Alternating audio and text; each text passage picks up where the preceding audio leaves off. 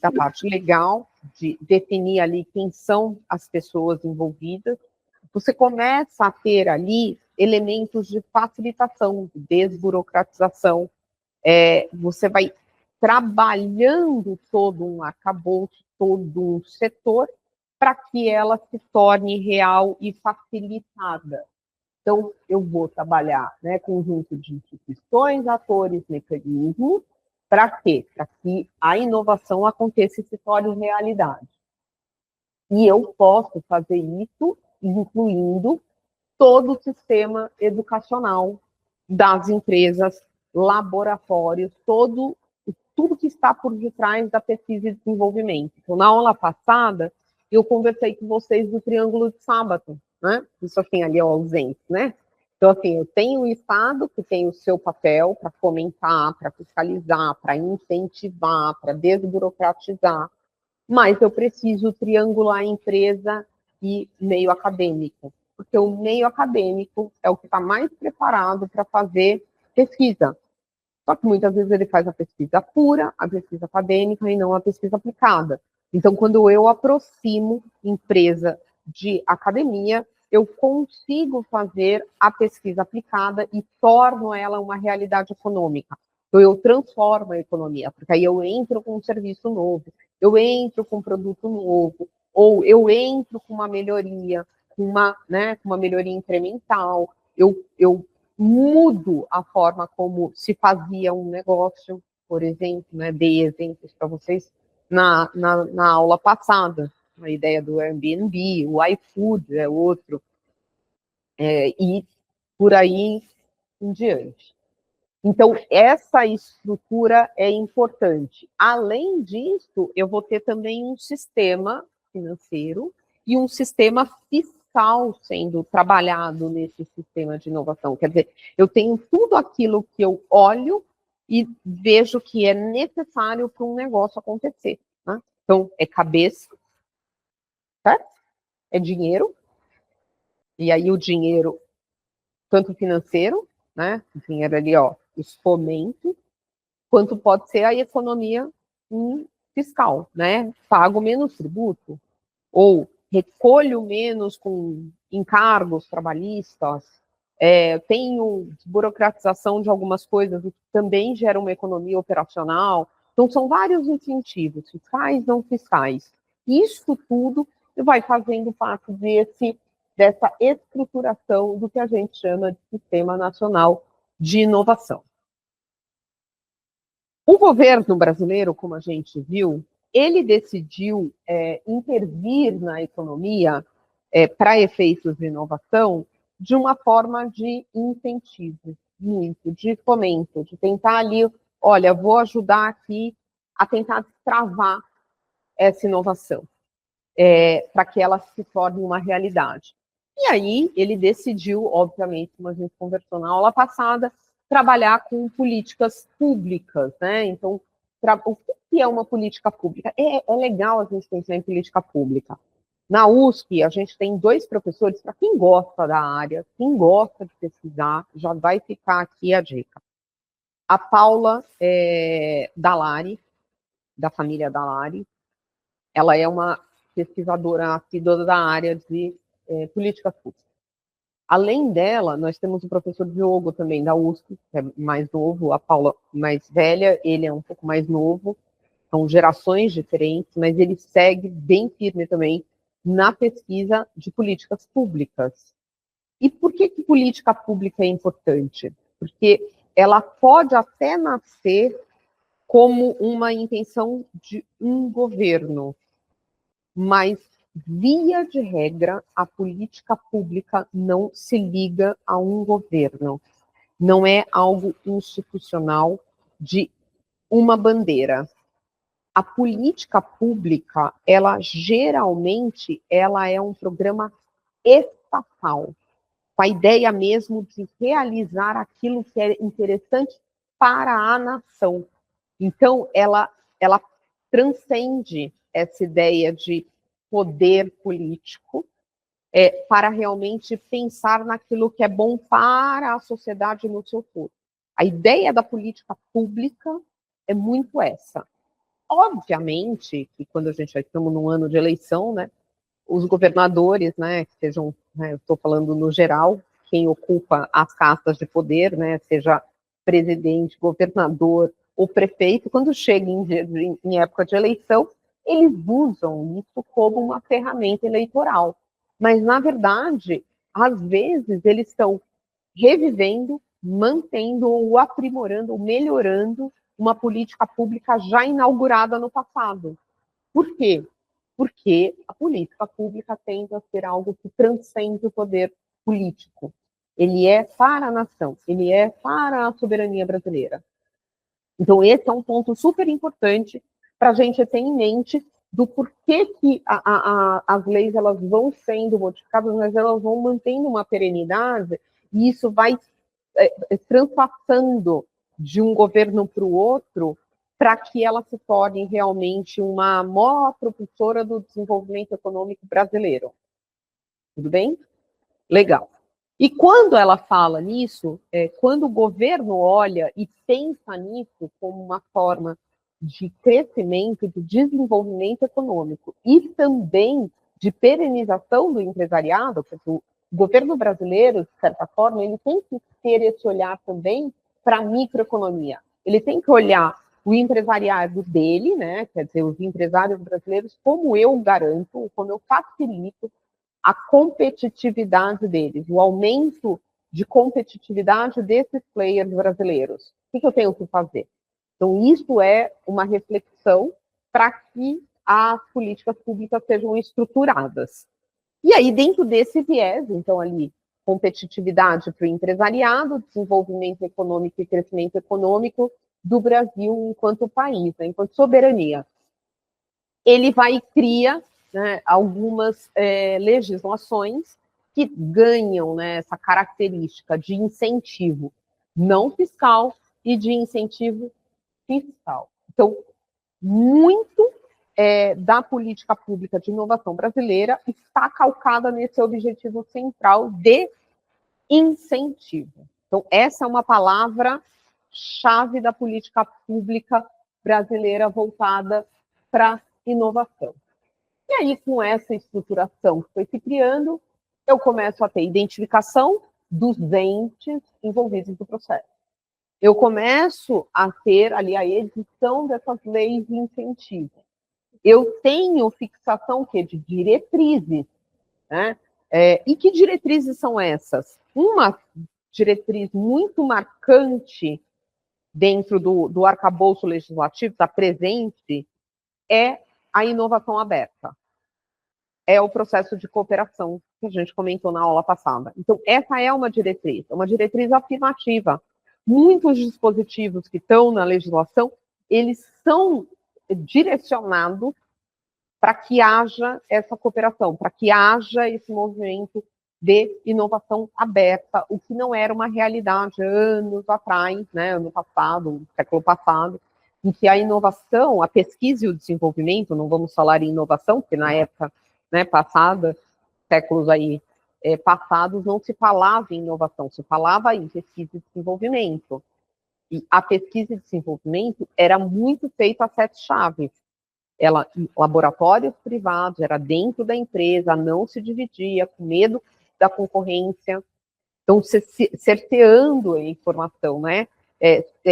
Controlando e restringindo o máximo possível a informação do que ocorria dentro do ambiente laboratorial. Agora, num determinado momento, e principalmente, né, no século atual, houve uma mudança, né, nessa cultura, e se verificou que eu poderia fazer movimentos mais rápidos de inovação, de pesquisa, se eu fizesse ela aberta. E aí, inclusive, né, a ideia dos laboratórios abertos, em que qualquer um pode contribuir de qualquer forma e fazer parte, e o que for desenvolvido já é de domínio público, fica aberto para todos, justamente para facilitar esse processo de desenvolvimento, de crescimento que nós temos. Tudo bem até aqui? Legal. Vou seguindo. E tenho também a eleição ali de mecanismos. E os contratos, eu vou quase que fechar o curso, a aula de hoje, deixando já a semente para a aula que vem. Quer dizer, os contratos são os mecanismos nomeados ou eleitos para que a inovação aberta aconteça. São só eles? Não. A gente já viu na aula passada que as relações societárias também são incentivadas, mas há um incentivo muito grande para contratos. E contratos de natureza paritária, aqueles de interesses contrapostos, tipo compra e venda, né? Eu quero comprar, você quer vender. Óbvio, tem o encontro ali do que a gente quer, mas você vai vender e eu vou comprar, e ponto. Então, isso é essa relação, né, de cruzamento. Agora, a legislação, que veio dentro desse arcabouço legal da inovação, ela festeja bastante, inclusive ela incorporou contratos que não se tinha tanto o conhecimento deles, até de pesquisa, para modelos associativos. São contratos de aliança estratégica, contratos de cooperação. Esses contratos, eles têm essa ideia, vou pegar aqui, só para vocês entenderem, eu estou falando e fazendo gestos, eu não sei o quanto está ficando claro isso para vocês, né? Quando eu falo contratos paritários ou contrapostos, é isso, né? O contrato vai surgir porque tem um encontro de interesses, né? Um quer comprar e o outro quer vender.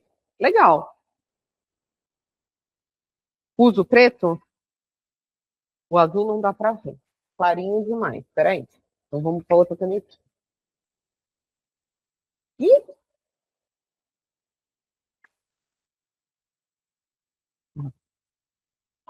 vamos lá, gente. Ver. More or less. Melhor do que o outro. Então, um quer vender, o outro quer comprar, tem um encontro, né? Aqui, assim, a gente tem o nosso contrato se formando. Você vendeu, eu comprei, cada um segue sua vida. No contrato associativo,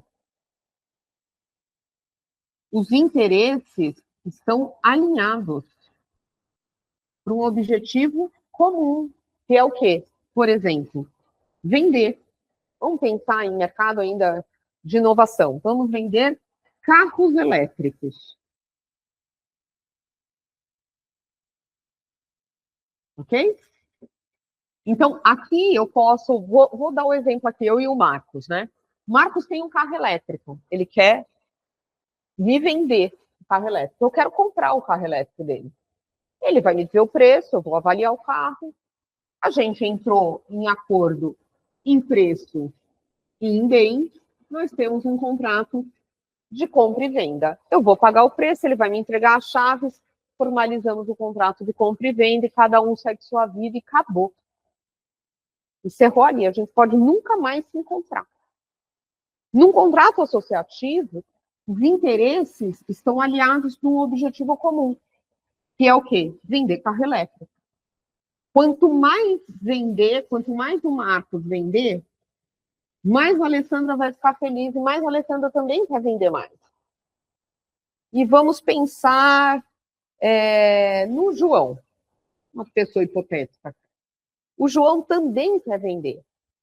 Mas o que o Marcos faz aqui? O Marcos, ele tem a patente do motor elétrico. Falei que do Elon Musk deixou dele aberto, mas o Marcos desenvolveu algo realmente diferenciada e manteve uma patente. Então, ele tem a patente do motor. Legal. A Alessandra, ela tem um sistema de ignição, toda a parte, o restante de funcionamento do carro, do motor, super bom e que conversa com o dele. E aí ela também tem aqui toda uma engenharia por detrás, um know-how por detrás para fazer as coisas se encaixarem e andarem muito bem. O João, vamos dizer que o João tem os contatos. Ele é o cara comercial. E sabe com quem falar, como falar, para que isso aqui se torne realidade. Aí a gente, uma montadora, toma conhecimento de nós aqui. E ela quer entrar nessa brincadeira também, tá? Eu vou botar aqui montadora, para vocês entenderem. Ok. A gente se reúne num contrato para fazer esse carro elétrico realmente funcionar. Aí tem uma outra pessoa, que é um pesquisador, e ele tem, vou falar aqui o Pedro. O Pedro, que é um pesquisador, ele tem uma tecnologia do carro voador, que ele está querendo atrelar o carro elétrico. Nossa, então ele é carro elétrico, altamente eficaz, tem uma maior autonomia em termos de deslocamento, peso, né, mais leve, um carro mais leve, e ele vai voar. Cada um tem seus interesses individuais, tudo bem? Mas todos querem a mesma coisa: fazer um carro elétrico e vender um carro elétrico voador.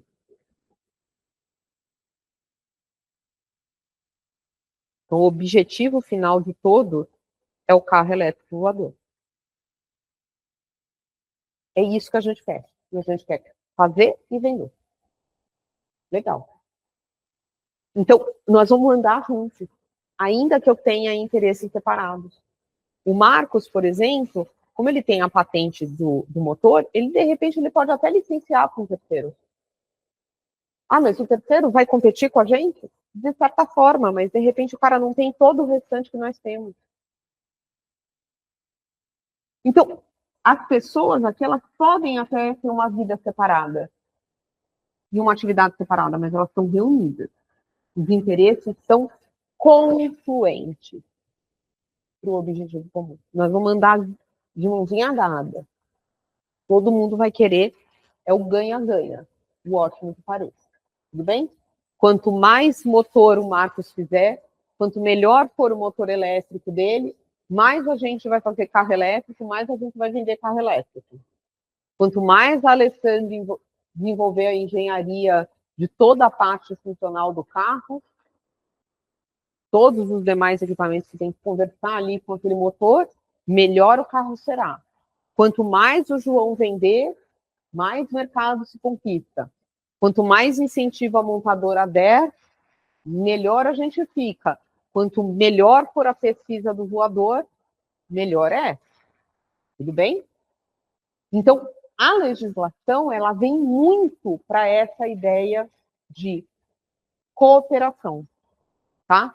Então, aqui são os chamados contratos associativos, que os interesses não são aqui, são contrapostos. Contrapostos. Aqui são, canetinhas são ruins. Vamos na outra. Aqui são contra... Opa! Tem uma boa. Contrapostos. Aqui os interesses são confluentes. São comuns, né? Eles estão alinhados. Tudo bem até aqui? Legal. Gente, eu não vou entrar super no detalhe disso, porque a aula que vem a gente vai trabalhar contrato, a gente vai entrar um pouco mais nesse detalhamento, para vocês entenderem como é que isso se constrói efetivamente. Quais são os principais riscos dessas relações? O que a gente tem que pensar? Como é que isso acontece? Quais são os gargalos disso tudo que a gente verifica dentro desse sistema, né? Então, a gente já viu o que está se comentando, o que se pensa, quais são as diretrizes. Quais são os gargalos? Primeiro, tímida relação entre empresa e academia. E por que isso acontece? A academia, ela está muito acostumada a trabalhar sozinha. E mais, tem muito pesquisador que acha que propriedade privada é algo não ético para pesquisa. Eles acham que o que é pesquisa é conhecimento, que o conhecimento precisa ser compartilhado. E o empresário olha e fala assim, não, eu estou fazendo isso porque eu quero ganhar dinheiro. Por que muitas vezes vocês veem, né, grandes pesquisadores não ricos? Porque o cara vive ali da pesquisa, dá aula, fica lá dentro da universidade, ganha o salário dele, e não está pensando em explorar economicamente, muitas vezes, a ideia dele. Ele está simplesmente querendo botar a cabeça dele para funcionar. É a mesma coisa dos artistas. O artista simplesmente ele cria. Eles não pensam em ganhar dinheiro com a criação. É muito engraçado. A forma como a cabeça funciona é outra. O empresariado, né, o empresário, ele quer ganhar dinheiro. Ele quer fazer com que aquilo se torne uma fonte de renda sustentável, longeva. Então, esses interesses não são diametralmente alinhados, né, são mais opostos, só às vezes entra em conflito. E isso é difícil de você alinhar os interesses confluentes de pessoas tão díspares, com uma visão diferente do que se quer no final. Então, precisa ali romper essa cultura, demonstrar que todos ganham e que você reservar a propriedade de algo que é fruto do conhecimento não é ruim e não impede o desenvolvimento, não impede a disseminação do conhecimento. São coisas diferentes. E é até interessante que muitas vezes o pesquisador ele quer o quê? Renome. Então ele quer publicar artigo. Ele quer ser reconhecido no seu ambiente acadêmico pelos seus pares, como alguém que inventou algo, descobriu algo. Só que explorar economicamente, às vezes, tem que fazer esse pesquisador não publicar o artigo. Aqui você já tem dois interesses que vão entrar em choque.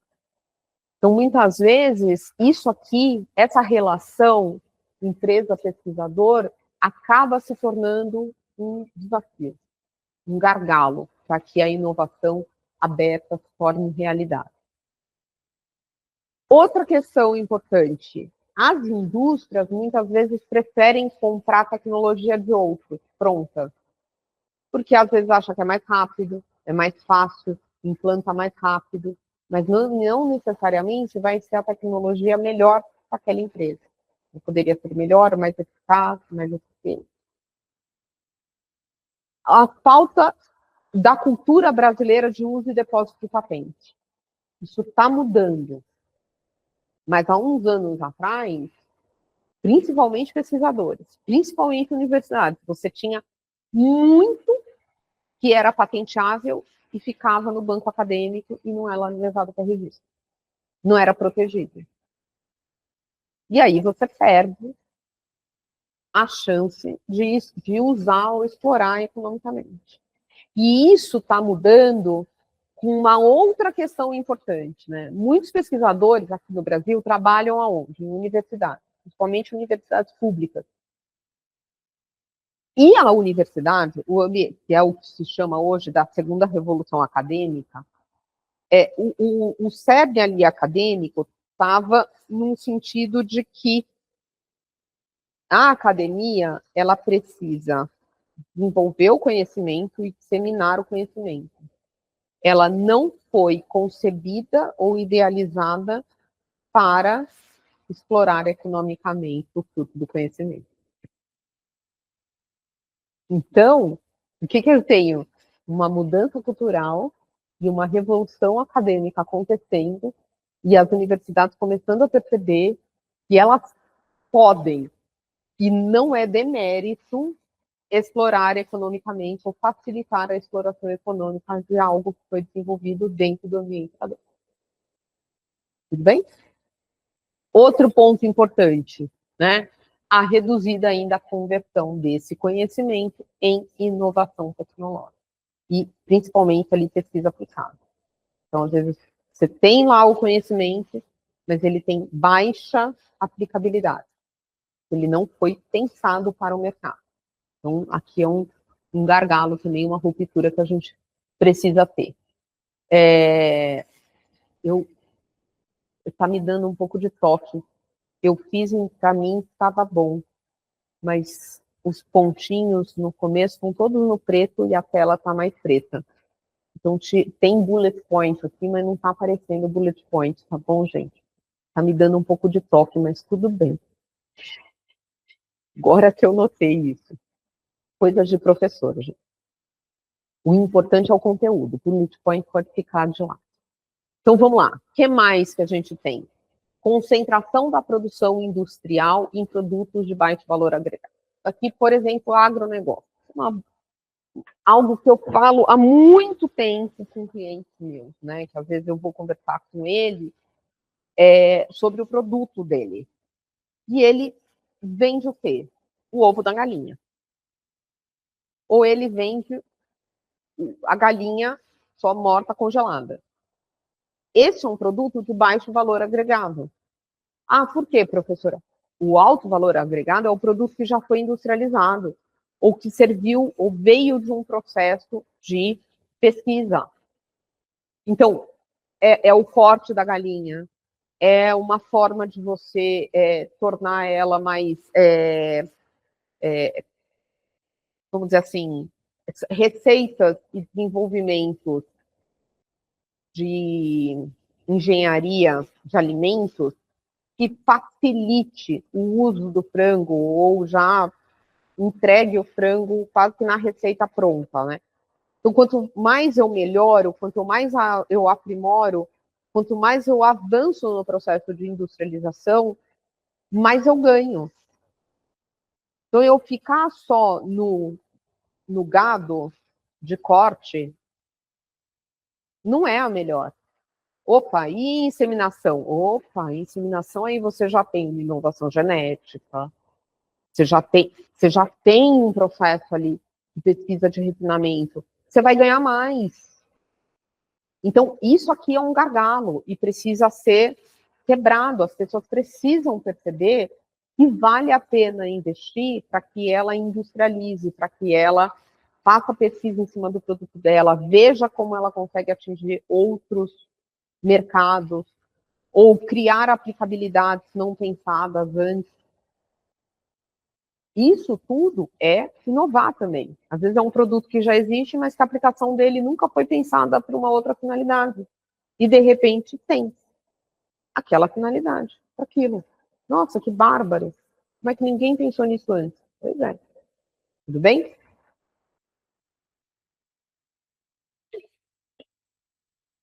Outro ponto importante, né? Eu já falei, né, da pesquisa com a inserção dela na economia, a conscientização da cultura do P&D para a solução de problemas. Então, aqui o diálogo da empresa com a academia é ótimo. Quantas vezes eu tenho clientes meus que eles sabem que eles têm um gargalo, um problema na sua produção industrial. Ah, é uma esteira que deveria ser de uma forma A e ela é de forma B, e não existe a de forma A. Ah, é um elevador industrial que precisaria fazer o peso de uma forma Y, não de uma forma Z. Às vezes são pequenos detalhes, é uma pinça específica. Agora, nas férias, eu visitei uma granja, falei do ovo, né? Eu fui para uma granja. Eu já tinha um cliente também da área de frango, mas de frango vendendo o frango, né? A ideia do frango mesmo congelado, cortado e tal. Dessa vez eu fui numa granja, só vende ovo. É só o ovo. E é impressionante o que tem de detalhes no processo produtivo para que você consiga o máximo de produção e a menor perda de ovos.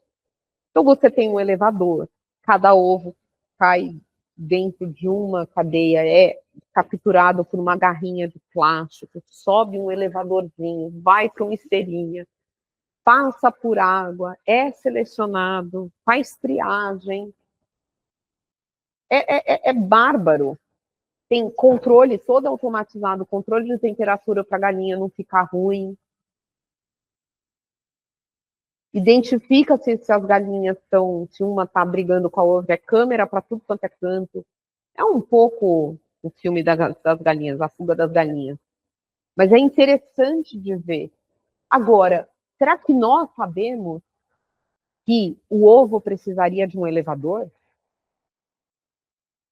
Será que a gente sabe que de uma produção de suco de laranja sobra água e a água pode ser usada para lavagem de uma outra produção? Então, se você fizer uma planta de suco de laranja numa altura, você pode fazer uma outra planta embaixo que precise de água, e aí a própria queda já vai auxiliar para você diminuir o custo de energia e utilizar a água que é resíduo aqui é insumo para cá. Será que a gente tem todas essas visões? Muitas vezes não. Quem tem? É o cidadão que está lá. É o produtor rural. É o industrial. Se ele não chega no acadêmico e fala, eu preciso que vocês desenvolvam uma garra XYZ que me resolva isso. A academia vai saber que essa garra é necessária? Não, o acadêmico está dentro da sala de aula, dentro do laboratório. Ele não sabe como a granja funciona. Agora, se ele souber, de repente ele mesmo olhando e falando, nossa, isso aqui faço isso em 2 palitos. É esse diálogo, essa aproximação que precisa acontecer. A falta de investimento em P&D, que a gente já conversou, e no Brasil, como eu comentei, muitas pesquisas, ou as melhores pesquisas, estão em universidades públicas. Toda vez que a gente fala com um ente público, o que eu preciso para contratar? Processo licitatório. Aí, um dos gargalos.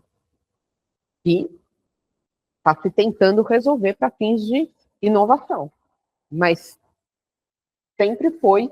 E eu, quando eu fiz, minha tese de doutorado foi um pouco esse processo todo de inovação aberta por cooperação empresário-academia. E o que naquela época se falava, né? Lá atrás. Tinha-se 10 anos de vida da lei e inovação não tinha se tornado realidade. Por quê? Porque nós tínhamos o gargalo da licitação. Não havia dispensa licitatória para processos de inovação. Então, como é que você inova dependendo de um processo licitatório que demora, que às vezes você não quer tornar 100% público o que você está querendo fazer? Então, assim, era um gargalo, era um problema. Então, passado esse overview, e a gente já entra um pouco para entender esses entes que a gente vem falando. Falei muito, né, em academia, em empresariado, mas como isso está sendo tratado? Como que o legislador cuidou disso? Então, primeiramente, ICT. Talvez muitos de vocês já tenham ouvido as ICT. Instituições científicas, tecnológicas e de inovação, né? Então, já são os órgãos destinados, né, com ou sem fim lucrativo ali, né, para fazer institucionalmente a pesquisa.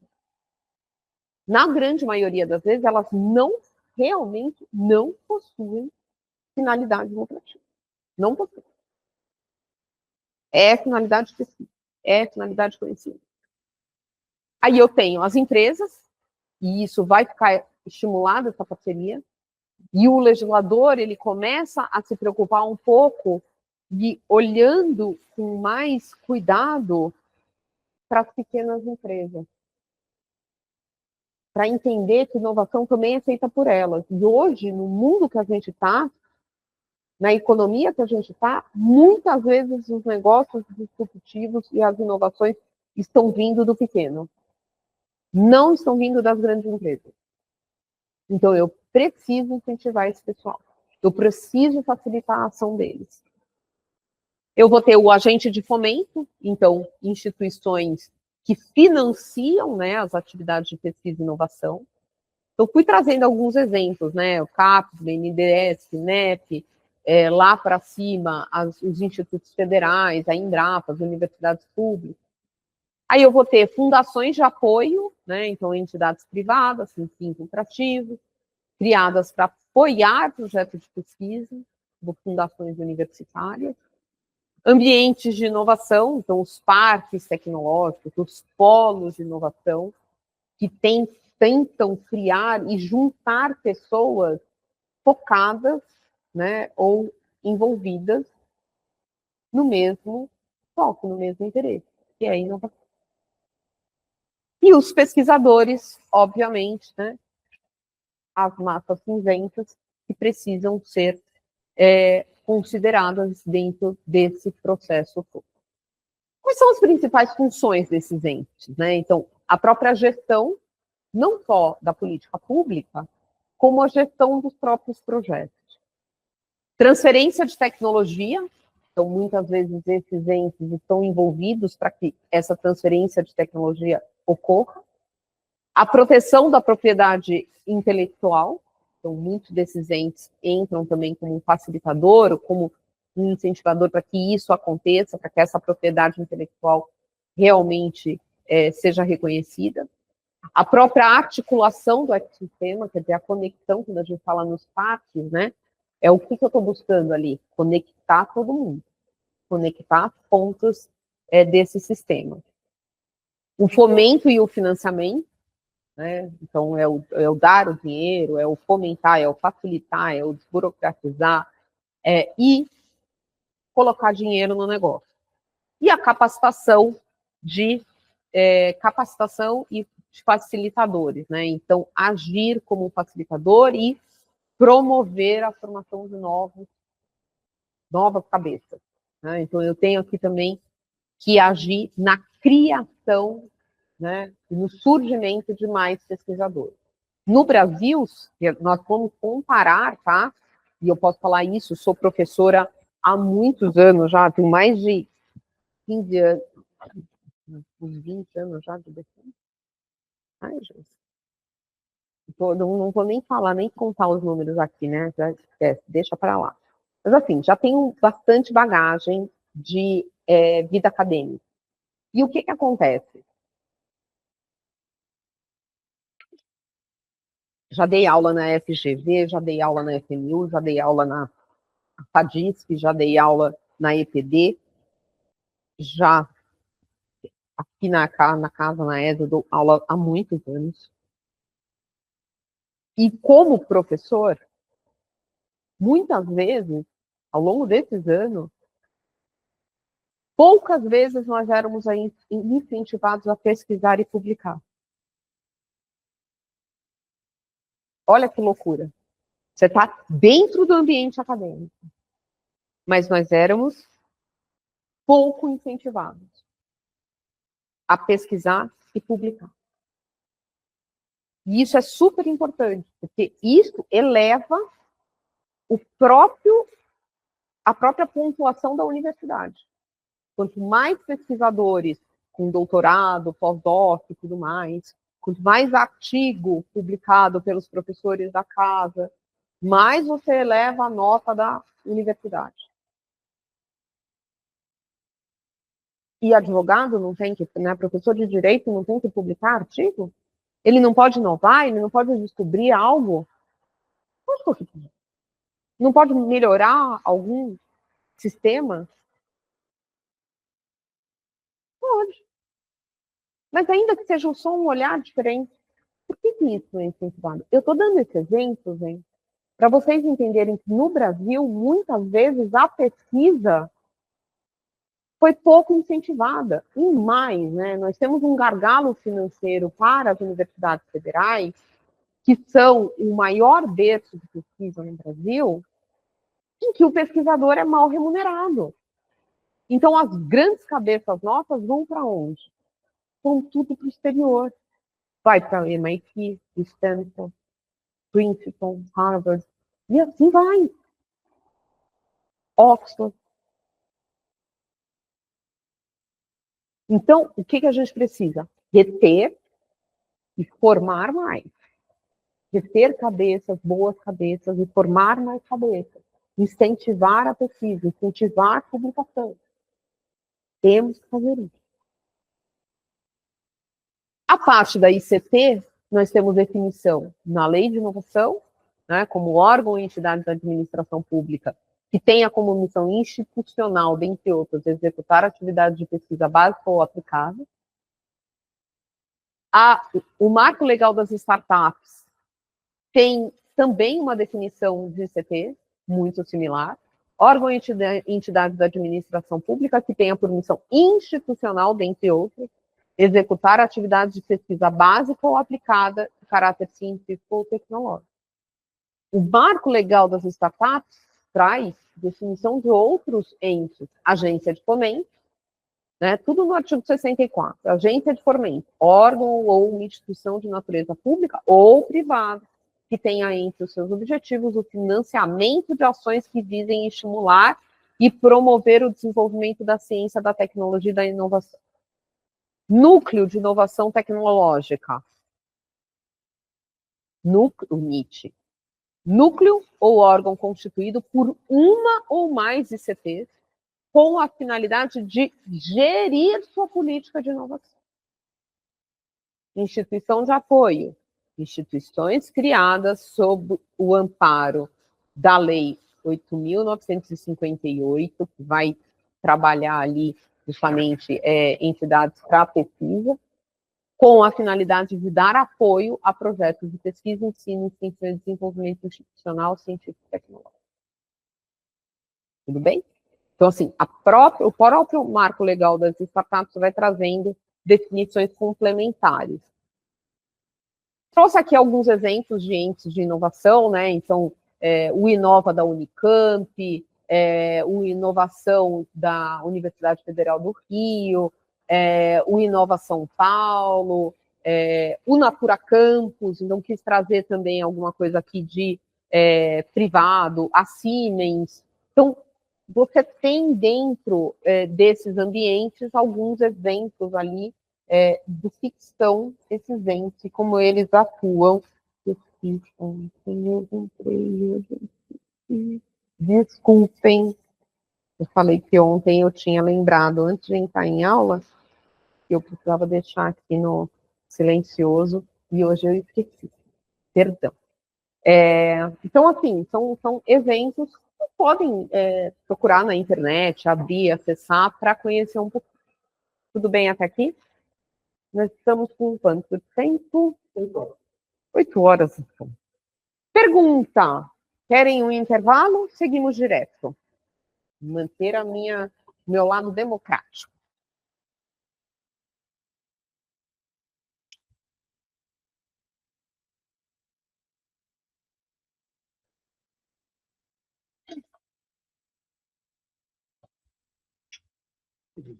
Seguimos? Seguimos. Então, como é que está estruturado o chamado marco legal da inovação? E vocês vão ver que eu coloquei lá. E da propriedade intelectual. Alguns doutrinadores tendem a falar que o marco legal da inovação inclui o arcabouço legal da propriedade intelectual. E por que isso? Porque, como a gente viu na aula passada, muito do resultado de inovação é uma propriedade intelectual que vai precisar ser protegida, ou por direito de autor, ou por propriedade industrial, ou vai ser uma propriedade sui generis, que vai exigir das nossas cabeças pensantes, da nossa massa cinzenta, um pouco mais de engenharia, vamos dizer assim, jurídica, para saber como proteger ou como salvaguardar aquilo que a gente não sabe o que é.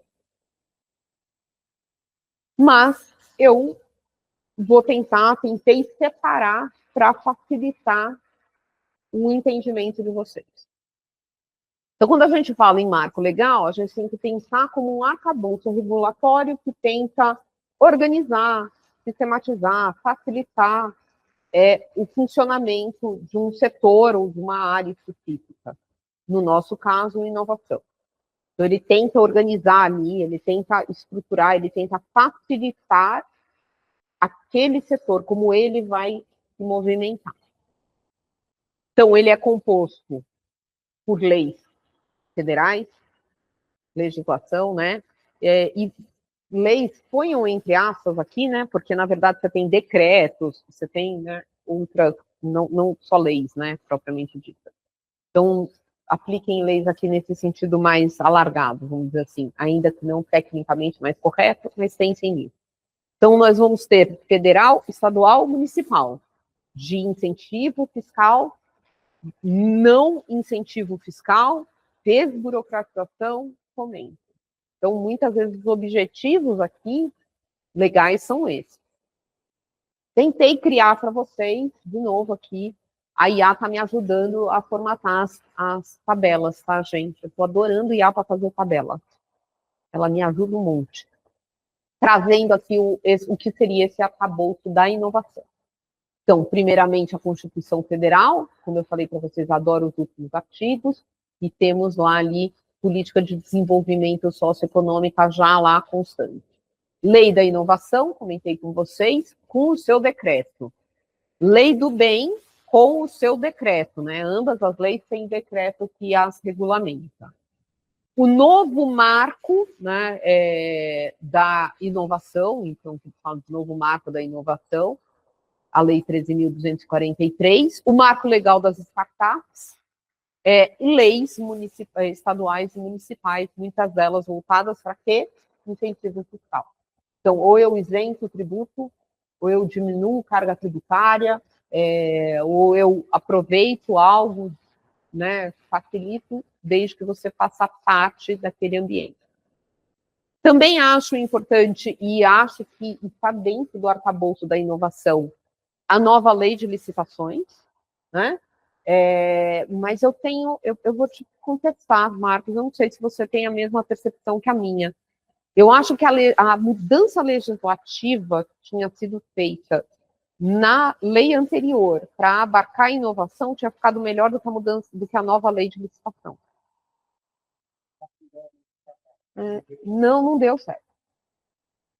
Eu acho que a gente perdeu muito do que tinha na mudança da antiga lei quando veio a nova lei de licitação.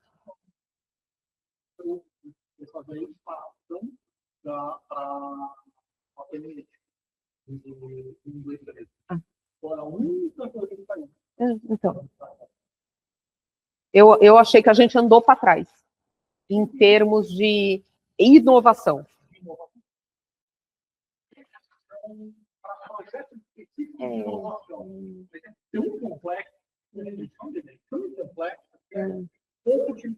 As mudanças que eu, pelo menos, quando eu li a nova lei, contrapondo parte, né, do meu estudo era isso, falei, gente, o que se ganhou na mudança se perdeu com a nova lei.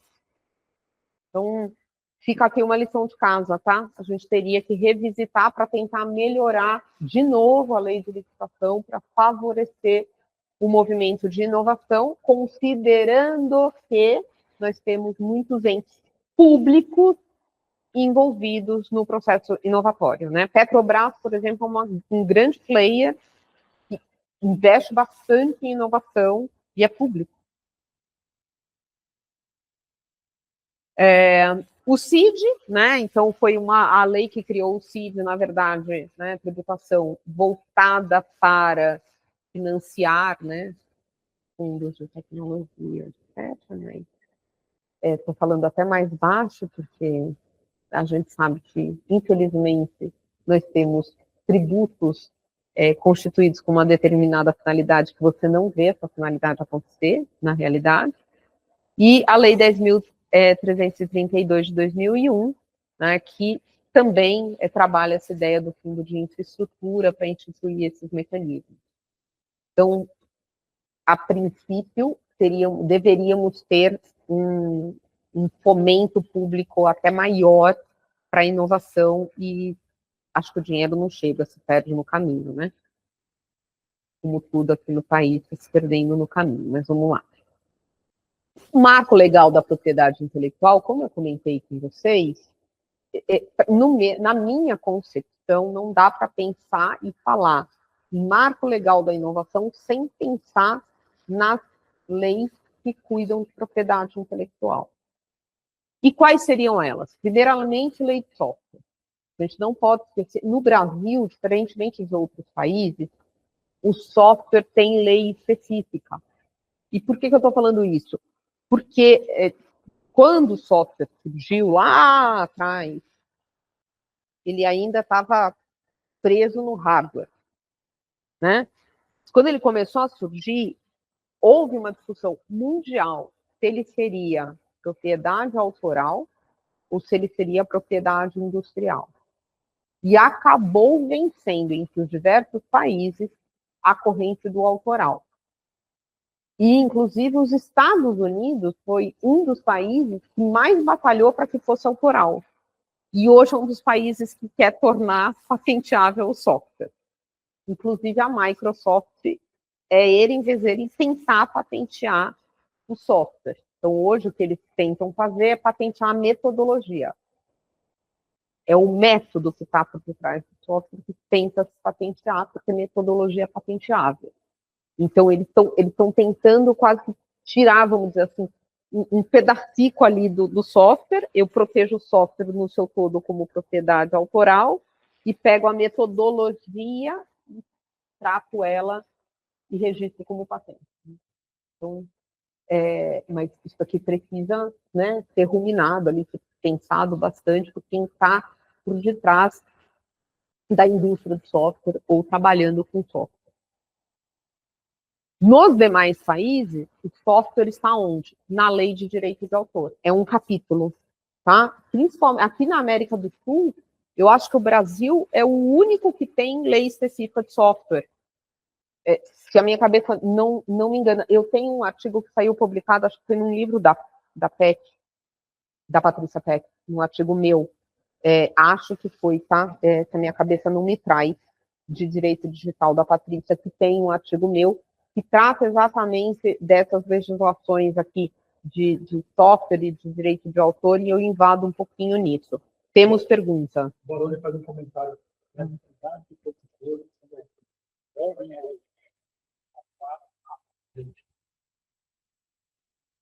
Muito claro. Pois é, eu fiquei na dúvida do que seria o algoritmo de encaixar a lei.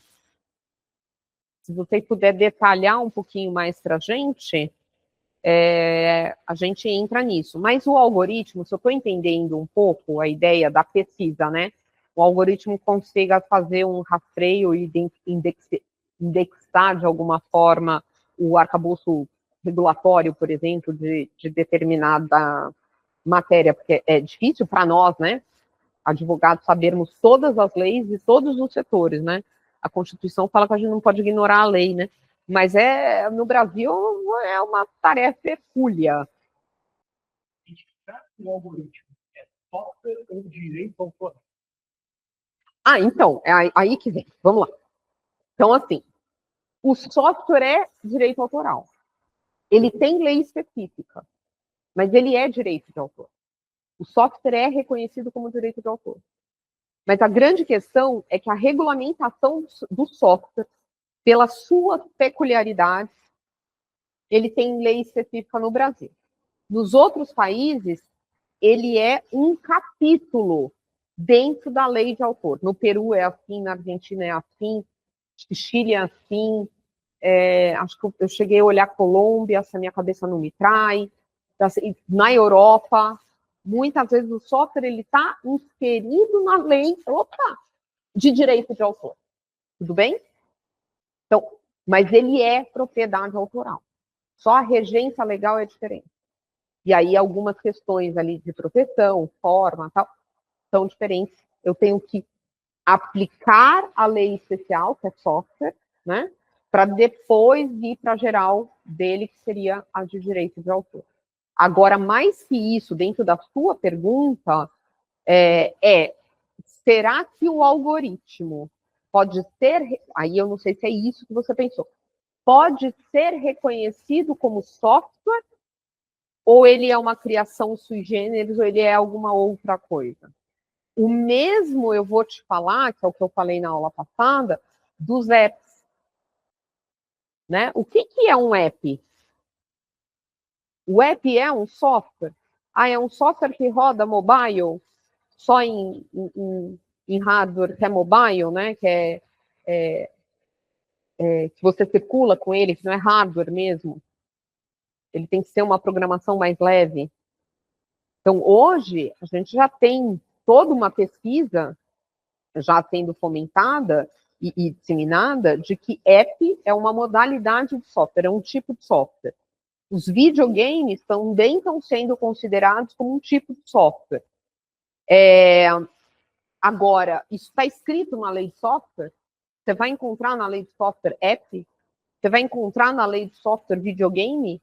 Não. Isso é uma construção doutrinária, né? Aquelas construções, começa a doutrina, a jurisprudência, que vai fomentando e reconhecendo que aquilo é um tipo de software. Mas até chegar lá, demorou. Então, o que talvez ele esteja querendo questionar é o algoritmo em si, ele vai ser um software, ele vai ser alguma outra coisa? Marcos? Faz essa análise a patente do o algoritmo em si, como modelo matemático, ele traz e declarar o direito de autor dele, não vai poder patentear.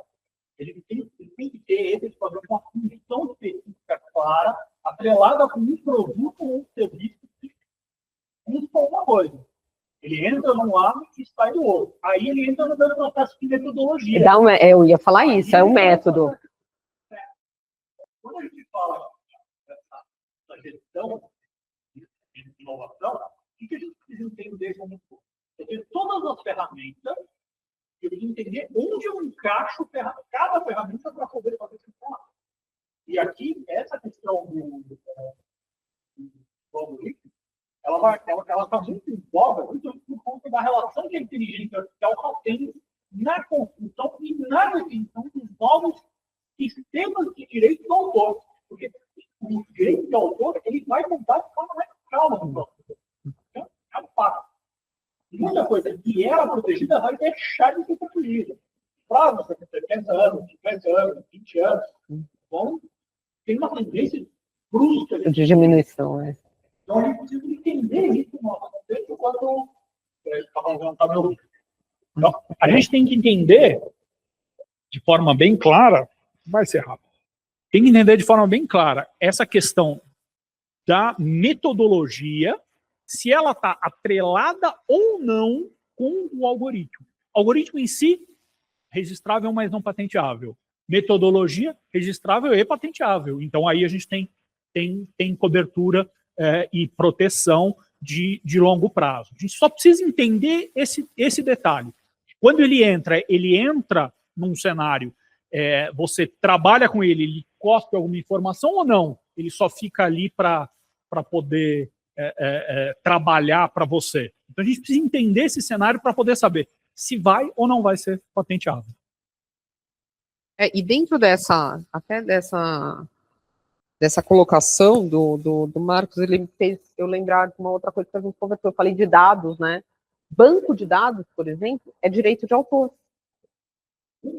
São do banco de dados, não o dado do banco. Não o dado.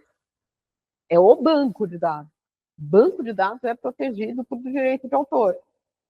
Então quer dizer que eu posso pegar um monte de dados que seja público, organizar de uma determinada forma, eu posso até usar um algoritmo para organizar, sistematizar, parametrizar, porque eu quero extrair dali um conhecimento específico, vou criar um banco de dados e vou registrar a propriedade daquele banco de dados para mim?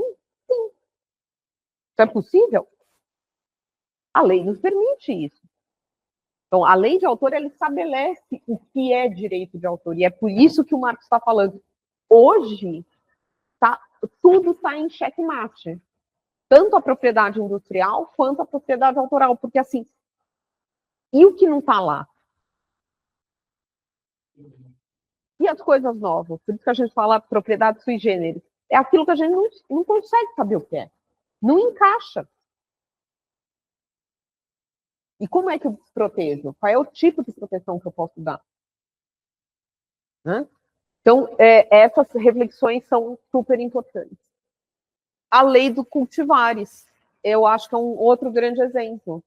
Então, assim, as cultivares, o que eram as cultivares? Como é que eu ia proteger cultivar? Então, surge uma lei específica para os cultivares, que é a variedade de plantas e sementes. Então, o que é a lei? Como é que a lei cuida disso? Né? Como é que eu vou falar, olha, você vai ter direito de reprodução, direito de comercialização? Como é que eu faço isso?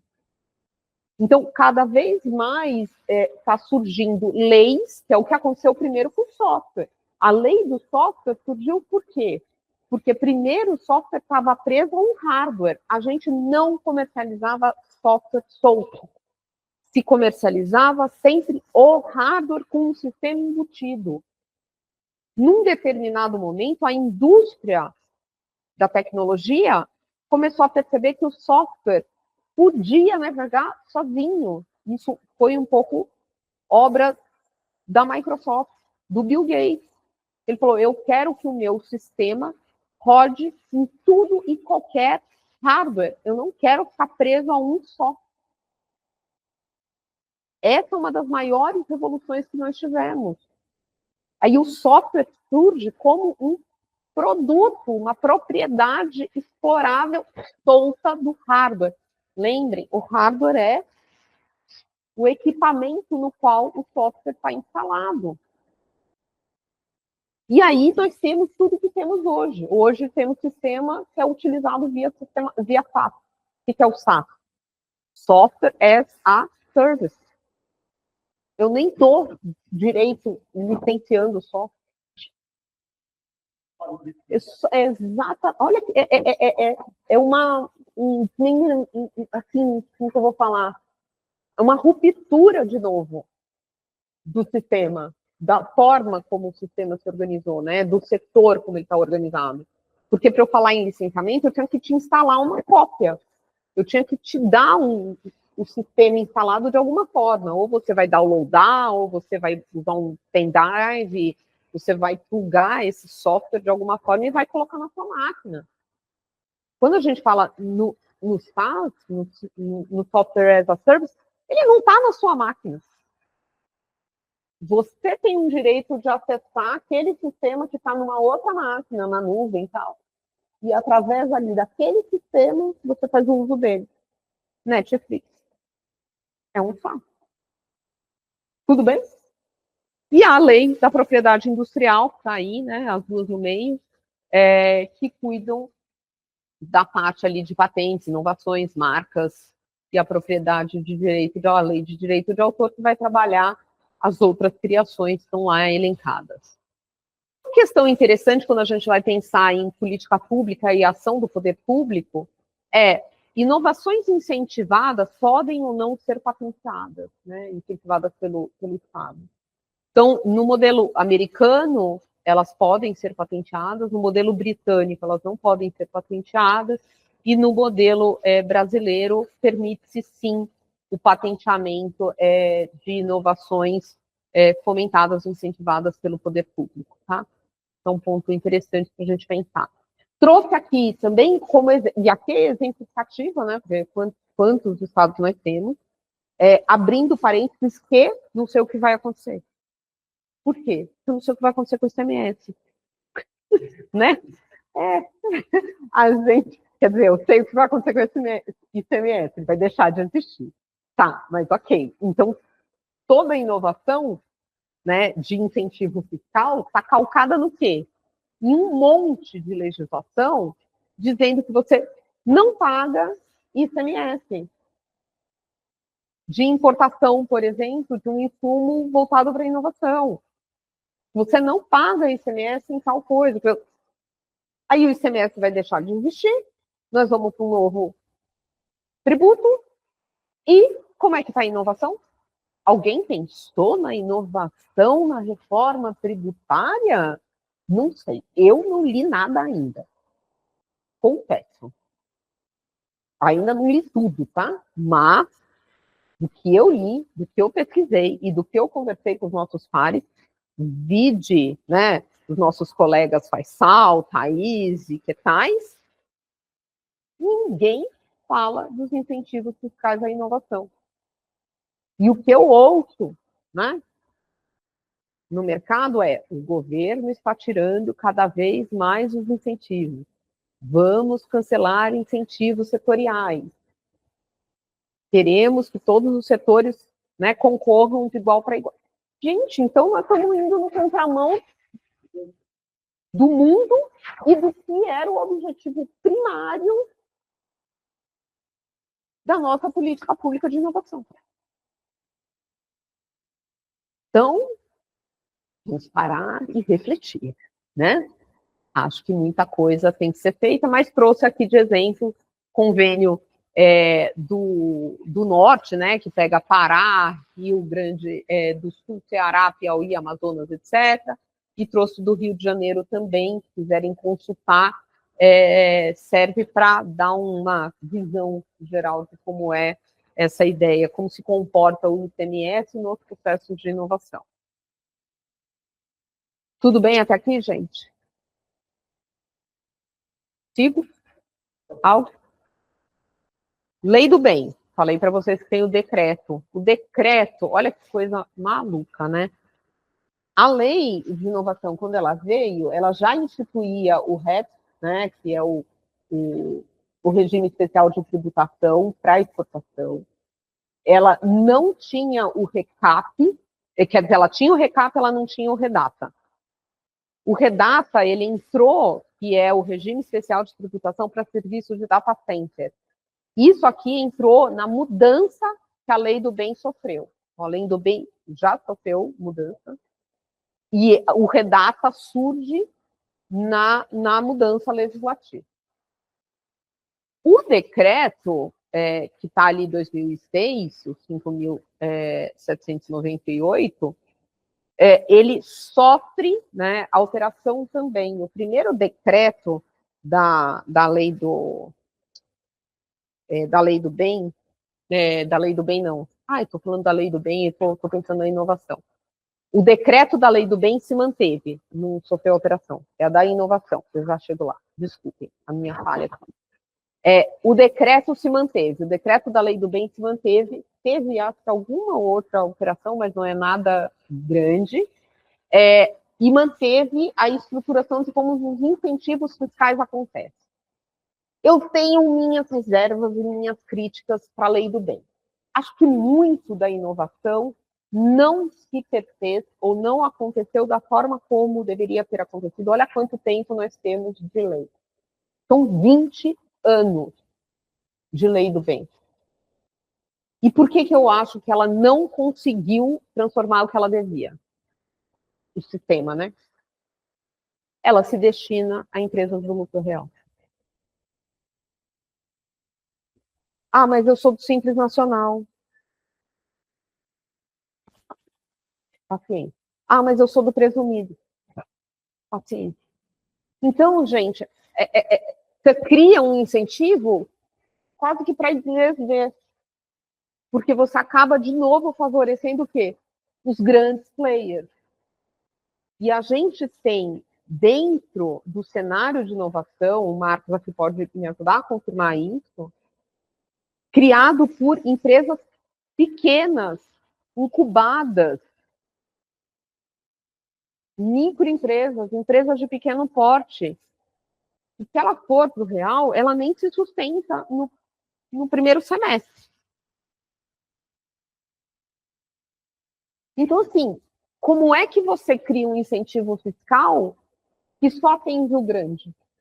Porque real é indústria. Real é só empresa com faturamento lá no alto, no pico, né? Entenderam?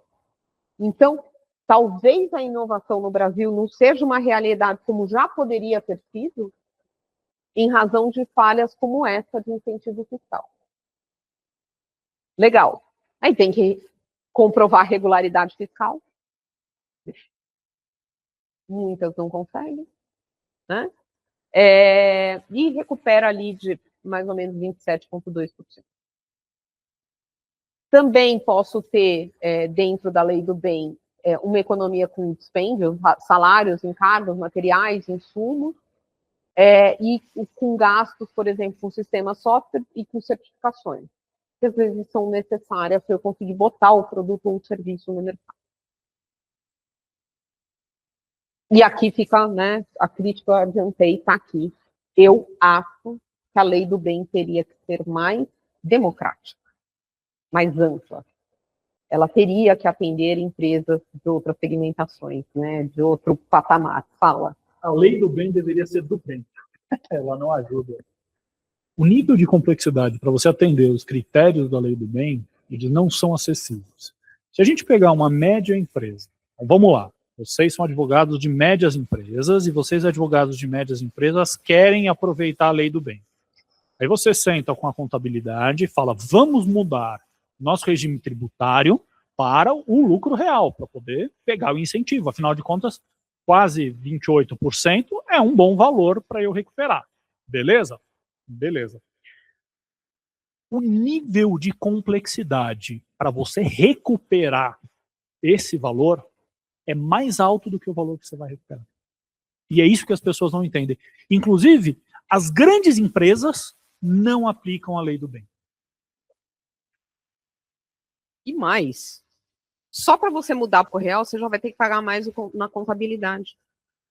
Porque a escrituração contábil é diferente e mais chata, vamos dizer. Mais complexa, sobe, e aí os contadores cobram mais caro. Então, assim, tudo encarece. Tudo fica muito caro. Então, assim, esse sistema de incentivo que a gente olha para a lei do bem e a gente busca, muitas vezes a gente vai buscar em outras linhas de fomento. Então, você tem linhas de fomento públicas que são derivadas daqueles entes de fomento. Por exemplo, você tem o IPT. O IPT tem uma série de linhas de fomento. Você tem uma linha de fomento chamada Embrapi, que você entra com um capital, eles entram com o outro capital e soma capital do Sebrae, capital da CNI, capital de um monte de gente. E você tem as linhas universitárias, que, como o Brasil tem esse modelo híbrido, né, de patenteabilidade, né, não é nem o americano, que é completamente livre, e nem o da Inglaterra, que é vedado, as universidades podem pegar linhas de fomento através de linhas de pesquisa científica não aplicada, linha científica pura, que nós estamos falando de PIP, de FAPESP, né, de linhas puras, né, e subir para um segundo nível, onde você transforma a pesquisa em pesquisa aplicada, gera uma patente com coparticipação de quem? Dos pesquisadores da universidade, da empresa que fomentou, né, às vezes até do departamento, que passa, a partir de um determinado momento, a sobreviver daquela patente. Ora, nós estamos reinventando a roda? Não, os Estados Unidos faz isso todos os dias. Todas as grandes universidades americanas vivem dos produtos que patentearam e distribuem para os seus centros de pesquisa, para fomento de novas patentes e para os pesquisadores, que a partir daí acabam entrando na iniciativa privada, né? Então, aqui o sistema, de novo, de inovação aberta para inovação fechada, acaba funcionando. Por isso que a gente fala muito de inovação aberta e inovação fechada. A gente tem esse liame e, entendendo essa estrutura, a gente consegue alcançar a realidade. Não, imagina. Falou bem. É isso, gente. Então, vocês veem que, assim, a lei do bem, ela, na verdade, está cumprindo o objetivo para o qual ela foi idealizada? Não. Então, a inovação, ela está ocorrendo, ou ocorreu na velocidade ou da forma que a gente precisava? Não. Por quê? Por conta dessas falhas. É a falha na licitação, é a falha na abrangência dos incentivos, e isso vai travando, porque eu preciso do incentivo de uma outra forma. Então, isso eu estou falando, gente, desde 2004. Não é? São mais de 20 anos de vigência legal. E já podia ter feito alteração nessa lei há muito tempo. Será que só eu percebi isso? Não é possível. Entenderam? Então, assim, é aquele negócio que, às vezes, a política pública que foi idealizada e pensada para o desenvolvimento econômico, desenvolvimento do país, chega uma hora que as pessoas, por falta, às vezes, de interesse político, param de olhar para ela. Param de olhar para ela. Então, é um erro. Fica obtusa a solução. Literalmente. Tá? Então, assim, eu fico muito chateada com a lei do bem, não gosto. Já fico triste. A lei de inovação, que é o decreto que eu comentei com vocês, né? Então, a gente tinha lá 2004 também, tá? Que vai trazer o quê? Incentivos não fiscais. Como que é incentivo não fiscal? Facilita a aproximação dos players no mercado. É isso que o Marco falou. É a agência de fomento, é o NIT, é o AICT, é o empresariado, é a universidade. Vou juntando. E faço um processo de ganha-ganha. O que ele comentou, que é o que eu sempre falei, era uma das minhas maiores defesas na minha tese. As universidades federais, o que a gente mais ouve é que elas não têm dinheiro, né? E que o Estado brasileiro não tem dinheiro. E aí o que acontece com as universidades federais? Não tem dinheiro para manter o seu acervo. Vide o Museu do Rio de Janeiro. Como é que eu faço elas terem um socorro financeiro próprio? Patentear as suas pesquisas. Aí ela faz um banco de patentes que, se surgiu de uma inovação fechada, que é o que o Marcos comentou, não vou nem falar de inovação fechada, pesquisa fechada, que a inovação precisaria já estar aplicada mesmo. Então, vamos pensar que veio de uma pesquisa fechada, eu faço e registro a patente. Está lá. Aí tem uma empresa que está precisando resolver um problema. Se ela tem conhecimento do banco de patentes daquela universidade, ela vê que tem uma patente ali, o que ela vai fazer? Bate na porta da universidade e fala, licencia para mim.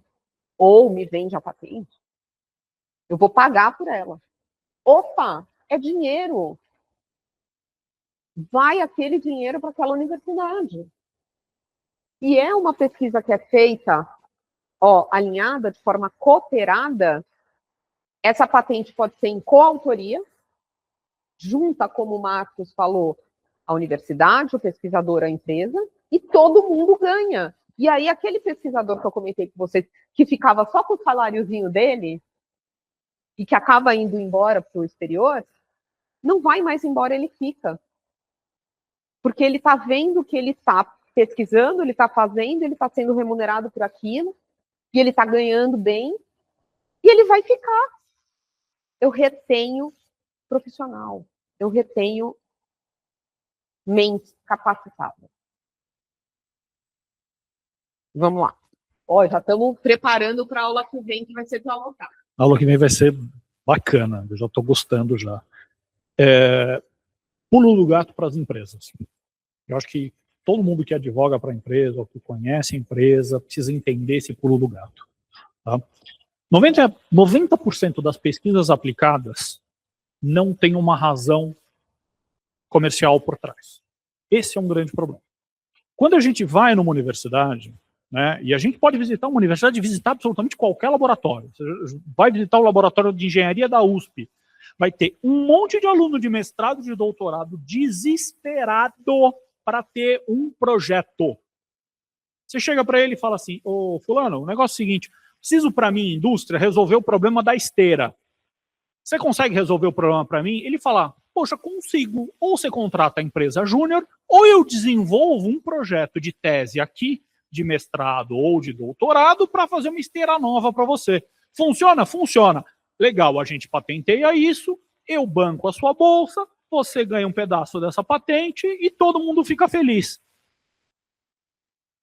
Gente, vamos buscar isso. E é muito mais barato a gente fazer essa inovação e esse desenvolvimento dentro da universidade. Eles vão estar, eles têm equipamento, eles têm professores, eles têm material de ponta e estudos de ponta para poder fazer isso, do que a gente olhar para dentro de casa, chamar o nosso engenheiro e falar, resolve. Ele vai falar, cara, eu não sei nem por onde começar, faz 30 anos que eu saí da universidade. Então, o pulo do gato, quando a gente fala dessa gestão da inovação, é essa aproximação, é fazer essa união, é trazer esse pessoal para dentro, né, e mostrar o problema real que precisa ser resolvido.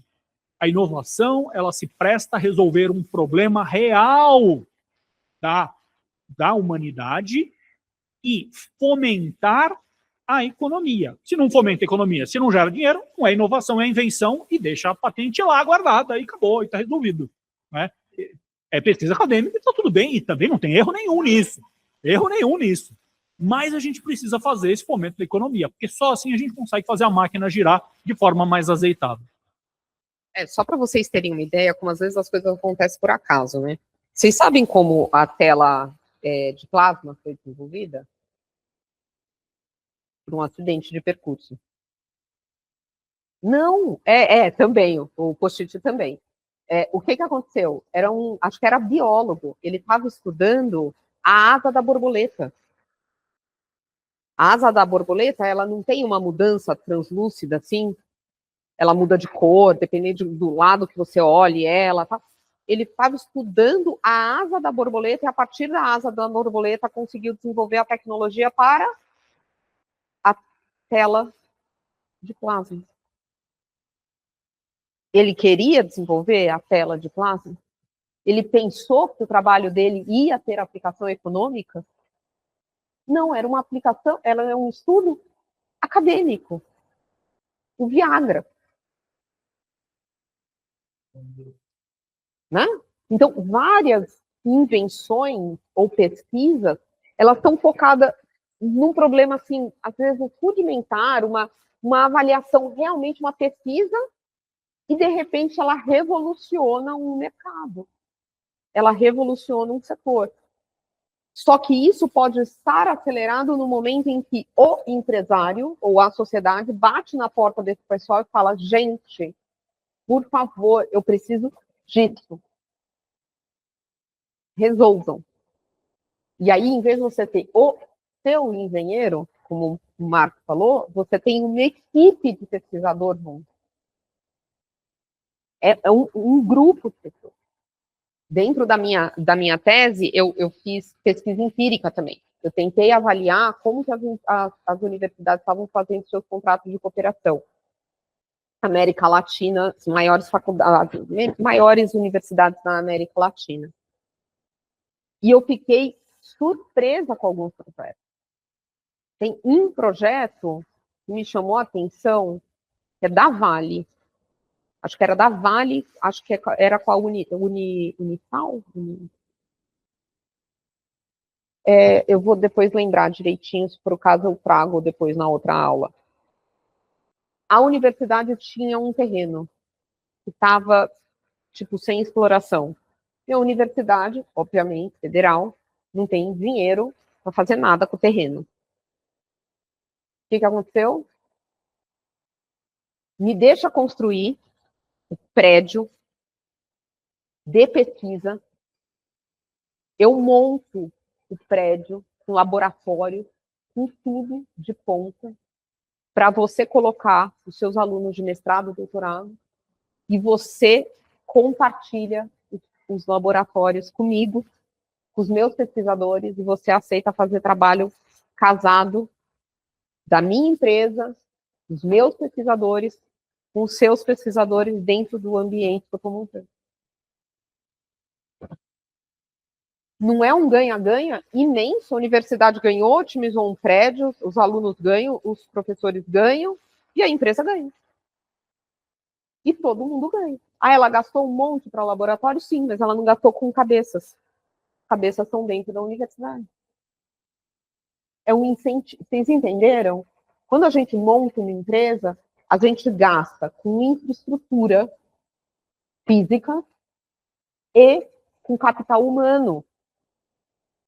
Quando você integra esses centros acadêmicos com o empresariado, você está fazendo uma economia de custo, porque você está usando o capital humano que está nos centros de pesquisa, nas universidades, e muitas vezes utilizando até laboratório, e se o laboratório não estiver bom, o que o empresariado vai lá e faz?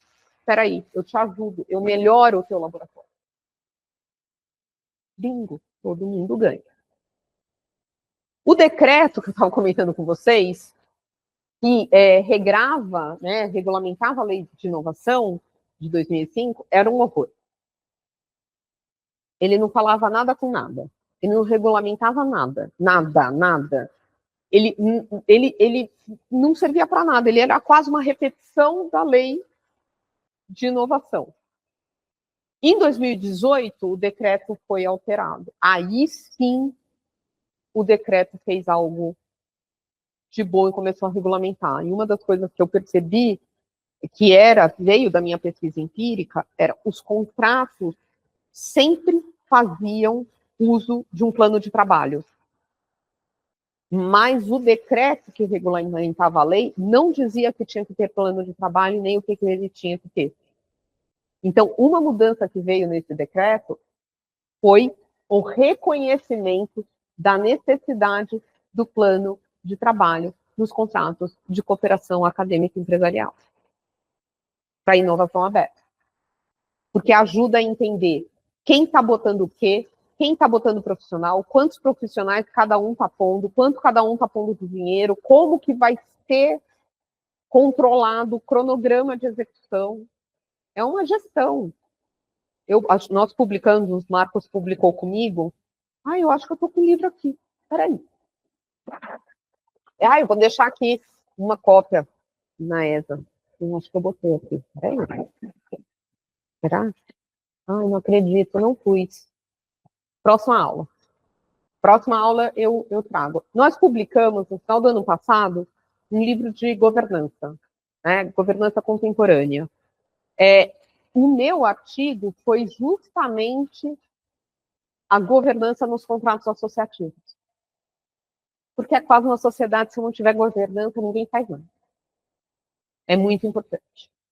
Então, como eu comentei com vocês, ela é uma política de incentivo que visa o quê? Conduta cooperativa, para tentar vencer esses entraves. Ela cria pilares para um sistema eficiente, seguro e organizado, fomentando a propriedade intelectual. Ela gera um ambiente inovador, criando elementos, né, que permitem essa ação, esse fomento da inovação, e ela também tem como pilar a oferta de crédito e a baixo custo. Então, ela traz esses ferramentais para facilitar que o sistema de inovação seja uma realidade. Ela é uma norma instrumental de ajuste, política de incentivo à conduta de cooperação. No contexto brasileiro, os agentes envolvidos nesse processo precisam ter, mais do que nunca, consciência dos seus papéis. E aqui, de novo, eu volto para o triângulo de sábado. Se eu não tiver consciência em qual ponta do triângulo eu estou, e por que eu estou, e o que eu preciso desempenhar naquela função, eu não vou atingir o resultado que eu quero com inovação e com desenvolvimento a partir da inovação. Então, vamos lá. Qual é o papel do Estado? Implementar a política pública, concessão de facilitadores para as ações de inovação, incentivos fiscais e crédito de fomento. É isso que o Estado tem que fazer. Então, a gente já viu aqui nas nossas críticas que ele está falhando no incentivo fiscal, ele está falhando nos elementos facilitadores, vive a questão da licitação, tá certo? Então, assim, eu ainda tenho lição de casa para fazer. Papel das universidades, construção do conhecimento, isso ela já sabe. Garantir vitalidade científica, tecnológica e cultural, isso é importante. Então, eu preciso manter cada vez mais um incentivo para pesquisa, para a formação de novos pesquisadores, para que as pessoas estejam envolvidas nesse processo. Certo? Outro ponto importante, investir no ensino. Né? Eu preciso investir no ensino. Melhorar laboratório, melhorar engajamento, tudo. Isso precisa acontecer. Papel do empresário. Né? Ele é responsável pela inovação tecnológica, pela pesquisa aplicada. Então, ele tem que deixar a sociedade e os outros players saberem quais são as suas necessidades. O que ele precisa para garantir o quê? Um diferencial competitivo. Eu preciso disso. Tá? O empresariado precisa sair da sua caixa. Ele precisa também vencer aquele preconceito de que inovação ou investir em pesquisa e desenvolvimento é perda de dinheiro. Isso não é investimento, isso é só custo, isso é só despesa, ele precisa fazer só a indústria crescer de outra forma, né? Comprar outro forno, fazer outro silo e assim por diante. Não. O empresário, ele precisa entender que a perenidade ou a sustentabilidade do seu negócio depende da inovação. Então, e aí ele tem que entender que ele pode fazer inovação sem gastar tanto, desde que ele bata na porta das pessoas certas, incluindo a nossa. Né, Marcos? Batendo na porta de vocês, batendo nas nossas portas, para que a gente possa auxiliá-lo a bater nas demais portas e fazer os acordos corretos para que as coisas aconteçam de forma adequada. Então, essa mudança de mindset tem que acontecer. Precisa. Nós precisamos romper isso. Qual é o principal objetivo disso tudo? Né? É aprimorar o envolvimento no ato de inovar, impulsionar o desenvolvimento do país, melhorar o ambiente acadêmico e criar esse movimento de interação e cooperação entre os agentes econômicos e acadêmicos. Foi exatamente o que o Marcos falou. O principal objetivo de todo esse cenário, de todo esse sistema de inovação, é isso aqui. É melhorar a parte acadêmica, colocar a parte acadêmica no ambiente empresarial, fazer o empresário sair do seu quadrado e garantir a interação e a cooperação entre esses agentes.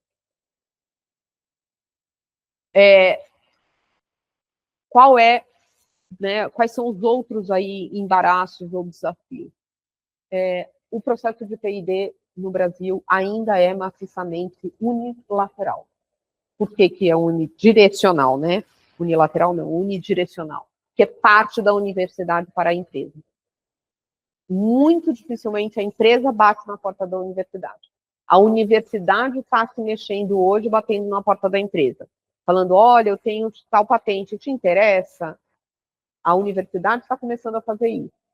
Mas o empresário ainda não foi bater na porta da universidade. Então, isso é um vício que a gente precisa vencer. A universidade está se adequando, né, cada vez mais, ela está reconhecendo que ela pode exercer um papel de empreendedorismo e ela pode ser uma universidade empreendedora, e isso não está errado, isso é natural da revolução acadêmica. Capitalização do conhecimento, então desenvolvo novos negócios, todo mundo sai ganhando, a empresa ganha, e o próprio pesquisador ganha também. Com isso, eu posso até melhorar, como eu falei, o meu caixa, melhorando o meu caixa, eu consigo fazer a minha universidade no seu todo melhorar. Eu preciso né, dentro do setor industrial, reconhecer que a academia pode me ajudar a romper os meus gargalos de investimento e preciso realmente ter outros players nesse sistema que ajudem no diálogo e a diminuir o ruído, né, que se tem entre academia e empresa. Obstáculos ainda, né?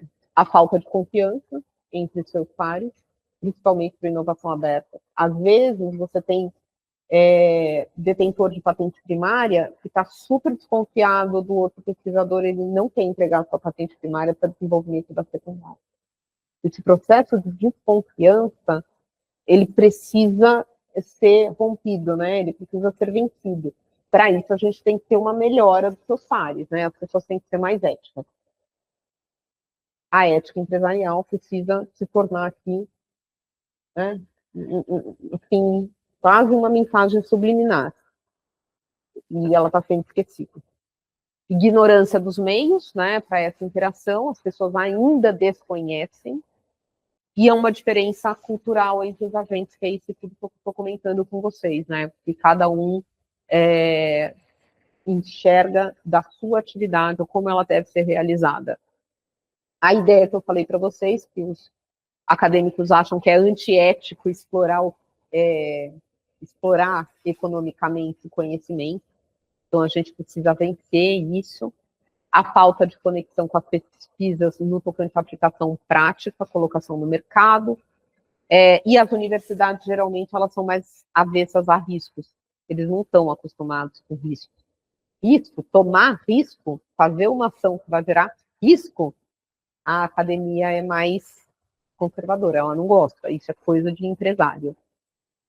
E lembrar que, às vezes, uma única universidade pode não ter todos os recursos necessários, então essas interações também podem ser feitas com mais de uma universidade junta, mais de um empresário junto, realmente juntando, não são duas pessoas. Essa é uma ideia também dos contratos associativos, essa natureza plurima deles.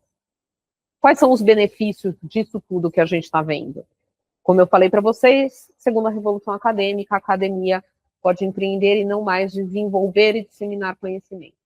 Melhora o aproveitamento de recursos, tanto dos físicos quanto o capital humano. Né? Por quê? Porque eu otimizo e aproveito aquilo de melhor que eu tenho nas universidades. E fonte de recursos financeiros, porque eu consigo angariar recursos atuando desta forma. Além disso tudo, para quem é acadêmico, o que não é a prática para a fixação do conhecimento? Gente, como é mais salutar eu ter prática para garantir fixação do conhecimento? É muito melhor. Então, se eu estiver fazendo uma pesquisa e mostrar para o meu aluno que a pesquisa dele está resolvendo algo real, e ele vai visitar, como eu falei para vocês, uma granja, e ele vai olhar e entender aquilo tudo, ele fala, nossa, eu consigo resolver isso. A minha filha tem 13 anos. Minha filha pensa em fazer engenharia. Ela disse que direito ela não vai fazer nunca na vida dela, porque ela fala que eu estudo demais e trabalho demais. Leio demais. Então, falou, direito eu não vou fazer. Aí ela quer fazer engenharia, mas não sabe qual engenharia. Ela foi na granja. E aí, os donos da granja explicando, tal, não sei o quê. Aí ela virou para ele, qual é a formação? E aí ele falou, eu sou engenheiro de agrimensura. Aí eu perguntei, mas qual é a diferença para a agronomia? Ó, a agrimensura, a gente faz a movimentação de solo. O agrônomo, o engenheiro agrônomo, ele vai aí trabalhar realmente com pecuária, né, com toda essa parte de agronomia, né, de agro mesmo. Minha filha adora fazenda, campo, mato. Ela virou e falou assim, acho que eu defini a minha engenharia. Eu falei, sério, filha? Sim. eu acho que eu vou ser engenheira agrônoma.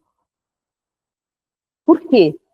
Porque está vendo na prática a aplicação. Então, às vezes, é muito utópico, é que nem nós, quando damos aula de determinados institutos, vem um bichinho no meu olho. Reparem não, tá? Não é a professora que está doida, já assustada que não, é um bichinho que veio. O que acontece? Quando a gente vai explicar, pensem vocês, quando a gente teve processo civil na faculdade, quem não estagiava não conseguia entender o que era aquilo. Eu me lembro porque eu era uma das poucas alunas do primeiro ano que já estagiava. Eu comecei a estagiar no segundo ano de faculdade, no segundo semestre do primeiro ano de faculdade. E o meu professor de processo civil foi o Carmona. Eu consegui entender o que o Carmona estava falando. O que era distribuição, o que era protocolo, coisas básicas. Protocolo, distribuição, despachar. Os demais alunos, eles não sabiam nem como entender aquelas palavras. Então, a aula era muito mais árdua, era muito mais dura, porque você não vive a prática para você entender. Quando você traz a prática para o ensino, fica tudo mais fácil. Então, muito da inovação, da pesquisa aplicada, não é só a transformação da economia, não é mais a geração de riqueza, mas, sob o ponto de vista do conhecimento, é uma fixação em um ganho de conhecimento, um ganho acadêmico, que é, assim, louvável. Por que os Estados Unidos ou tem esse patamar que tem, um dos países que mais registra patente? Que as universidades fazem isso desde, sei lá, dos anos 80? Mais? Marcos está me dizendo que é mais do que os anos 80, mais para trás ainda. Quer dizer, olha como a gente está engatinhando. Engatinhando. Para o empresariado, competitividade com economia de recursos, compartilhamento e resolução de problemas. Resolução de dificuldades, problemas práticos, além de geração de recursos na exploração do que vier. O contrato realmente vem como ferramenta para essa interação. Já trouxe aqui, e não vou me alongar, porque a aula que vem vai ser de contrato, e aí eu converso um pouco disso com vocês. É só uma cerejinha do ano, só para dar uma degustação para a aula que vem, o que é acordo colusivo. Direito concorrencial, aqui na veia. Tá? Então, assim, a gente tem um modelo contratual aqui que pode, eventualmente, ser questionado, mas, no meu entender, ele não tem nada de colusivo. Certo? Ele é uma ferramenta mesmo eleita pela lei como meio para a inovação, garantindo interação horizontal. Horizontal. Horizontal é porque eu estou todo mundo junto aqui, ó. Estou pegando todo mundo e alinhando já para fazer essa melhoria, esse desenvolvimento de um novo processo, um novo método, um novo serviço, ou criando um novo produto. Sugestões bibliográficas surgem aqui também, que eu trouxe para vocês.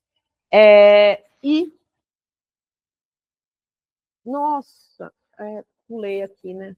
Isso daqui tinha que estar para trás, e não para frente.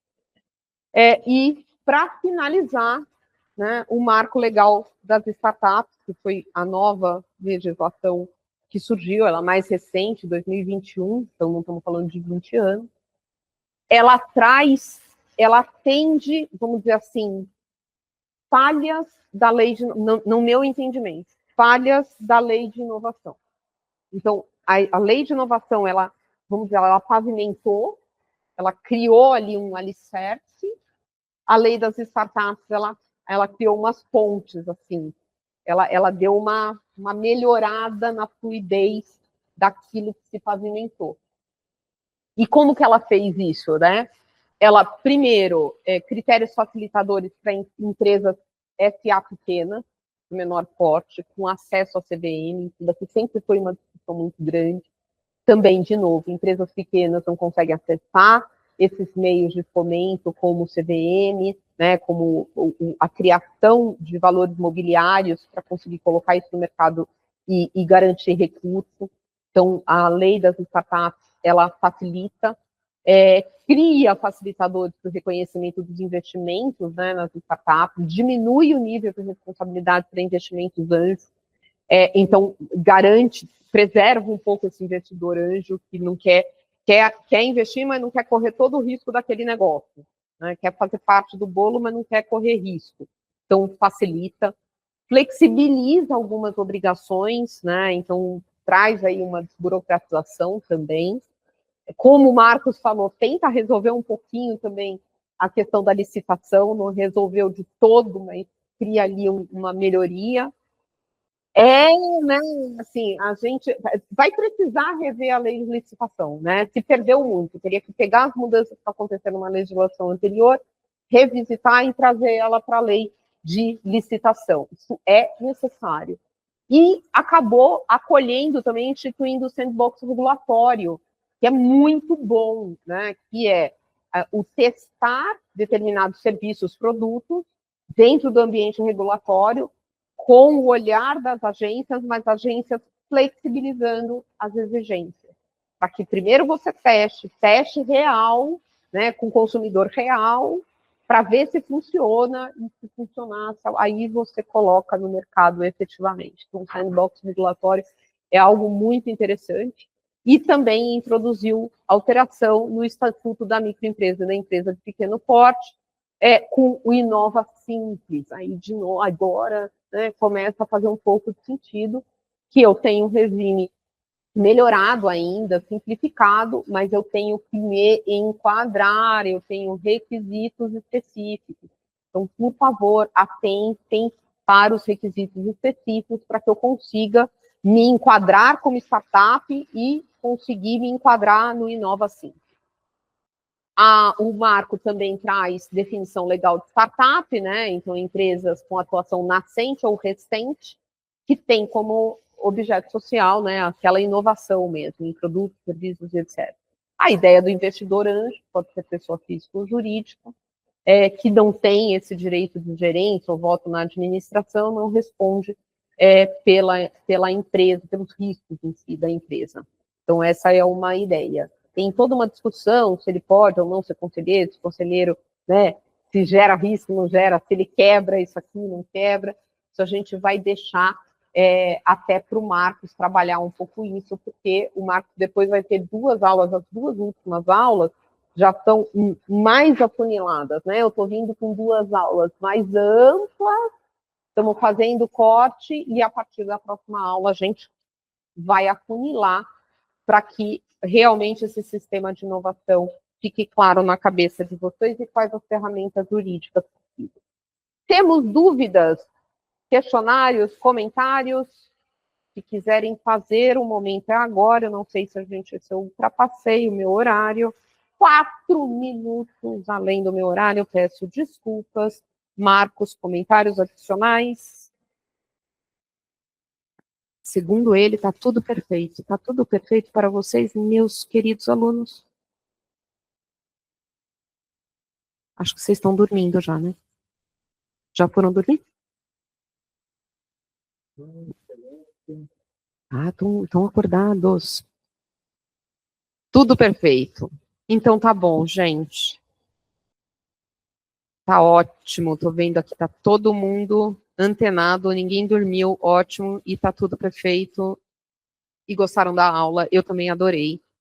Agradeço muitíssimo a paciência de vocês por nos escutar e nos acompanhar, e a aula que vem vai ser uma aula dialogada. A metodologia dela vai ser um pouco diferente da metodologia dessas 2 aulas, que foram um pouco mais expositivas, porque eu precisava trazer essa base de conhecimento para vocês, de uma forma, né, bem superficial, assim, vamos dizer assim, bem voo de águia, e aí, as próximas aulas, a gente vai lapidar alguns conhecimentos e alguns institutos que são super relevantes para esse ambiente de inovação. Agradeço a todos vocês, desejo Um bom final de semana. Marcos, muito obrigada pelas suas contribuições. E até semana que vem, terça, a gente está de volta.